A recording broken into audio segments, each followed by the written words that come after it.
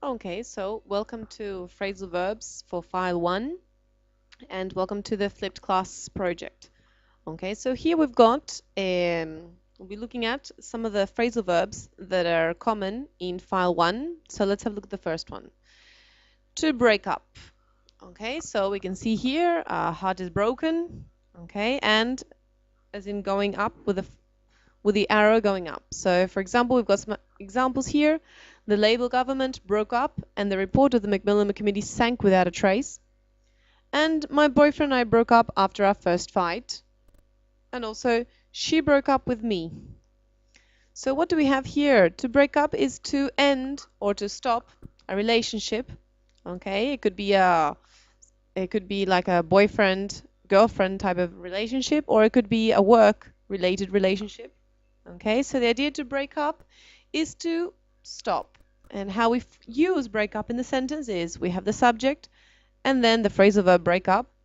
Or if you want, we can put the subject break up with and somebody. Okay, so that is break up.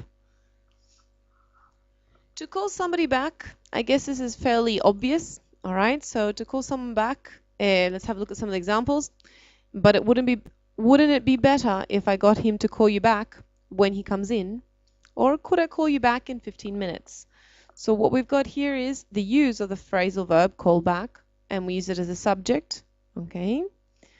Call and somebody back. So we put here in the middle the person you are planning to call. So that is to call back. To chat up somebody, a typical phrasal verb needed for those moments when you would go to a bar and you would approach someone. Okay, you would approach someone and to start to have a chat to them, to talk to them, hoping that maybe hoping is rising. Okay, the hope is rising that this person will respond in a positive way. Okay, so we've got the example, for example, Gar said the filthy creature warming along her bones and her veins, "You thought you'd chat up that woman, didn't you?" And she was trying to chat up the boy who was serving. So what we've got here is to chat up is to start talking to a person, okay, with romantic intentions, okay. So how we form this is we've got the subject, the phrasal verb chat up, and then we've got somebody. So who are you chatting up? That's the one that follows. Okay, so our next phrasal verb we've got here is to cut down something. Okay, so let's have a look at some of the examples. We've got, I was told by the doctor to cut down on my sugar intake before it's too late. And I can't quit smoking, but I've managed to cut down to 5 a day. So we've got here scissors cutting downwards, okay? So we use cut down when we want to reduce the quantity of something, all right? So we can use it with, for example, the subject, cut down on, again, and something. So what is it that you're trying to cut down on, sorry. In this case, my sugar intake, all right? Or you can say cut down to. So for example, I'm trying to cut down to 5 a day. So here we've got the amount of what we're trying to cut down. So to cut down is to reduce. Okay. Going further than to cut down is to give up.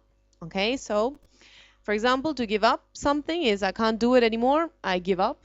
All right, I'm trying to give up eating chocolate, but I can't. So the idea of to give up something is to stop doing it altogether. All right, so you can give up smoking, you can give up, in this case, eating chocolate. Okay, and there are two ways that we can make these sentences. So we've got the subject, phrasal verb to give up, and the something. So what is it that you're trying to give up? Or we can use a subject, give up, and then the verb in the gerund form. So we put the verb in ing.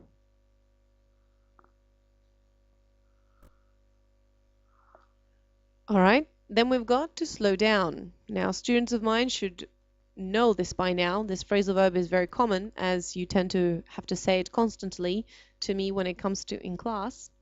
Okay, so to slow down, let's have a look. We've got a speedometer here saying we're going at 140. All right, and the speed limit's 55. So what do we need to do? We need to reduce. So we need to go down to 55. So to slow down is to reduce the speed. So for example, we've got examples here. You have to slow down your speed.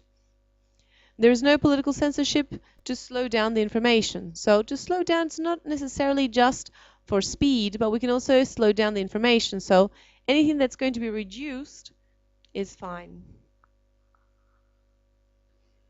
Okay, so to summarize what we've seen so far, we've got here all the different phrasal verbs that we've seen in file 1. Okay, so to break up, to call back, to chat up, to cut down, to give up, to slow down. All right, so if you've already done the exercises in the back of the book, that you've got the different phrasal verbs for each file, have a look at the link below where you can do more practice. Okay, and hopefully this has been useful.